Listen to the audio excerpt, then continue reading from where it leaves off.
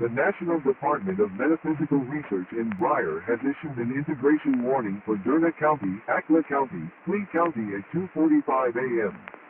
At 2 a.m., National Department of Metaphysical Research sensors indicated a breach of reality, allowing beings from another plane to pass through 13 miles northeast of Briar.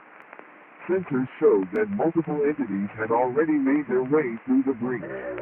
Locations include Briar, Canny Point, Bray, Jackbull, Nolan, and Moon Springs.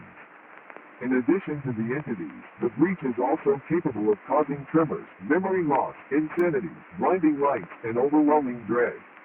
Avoid all forms of contact with beings that have come from the breach, as they are hostile in nature.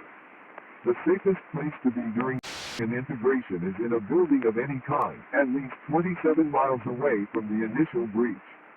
If under 27 miles away from the breach, stay indoors, lock all doors and windows, cover them with any sturdy materials at hand, and arm yourself with any sort of weapon you can find.